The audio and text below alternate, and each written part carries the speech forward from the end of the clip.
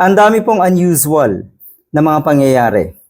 Yung pag-withdraw ng sunod-sunod na kung ilang milyon in cash, unusual yet daw yan dahil nga ang mga ahensya ng ating gobyerno, kadalasan ay online transaction. Kadalasan ay check ang ganitong klaseng proseso.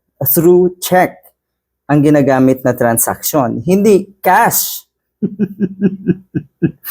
Tapos ngayon, yung pagdaan daw sa fire exit, para nga daw convenient at higit sa lahat, para daw ligtas. Yun naman pala Yun pala ang iniisip nyo na para ligtas, para convenient. Bakit hindi kayo naggumawa o bakit hindi nyo idinaan sa online transaction? Mga gunggong na taga-DepEd na mga tauhan ni Sara Duterte. Yung mga tauhan lang dati ni Sara Duterte. Ngayon, yun yung isang unusual. Lalong unusual, yung napabalita dati na yung 125 million, ayon kay Ramil Madriaga, ay na-disburse lamang pala, hindi ng 11 days, kundi ng 18 oras. Ayun naman pala. Cash. Ayaw siguro, syempre nga naman, pag cash, hindi masyadong matitrace. Kung saan napunta, kung ano man, dahil nga wala namang online records.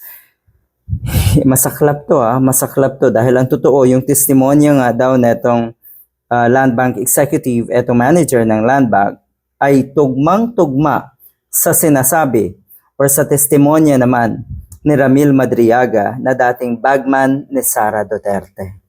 Bagman, so siguro may kanya-kanyang pinupuntahan, at talagang ang tagadala nga ay etong si Ramil Madriaga. Siguro ang isa sa pinaka-exciting na magiging witness ay etong si Ramil Madriaga. Pero sa ngayon pa lang, tumbok na natin. Yung kagaguhan, yung kawalang hiyaan ay exposed na po. Kawalang hiyaan ni Sara Duterte bilang Vice President at bilang DepEd Secretary.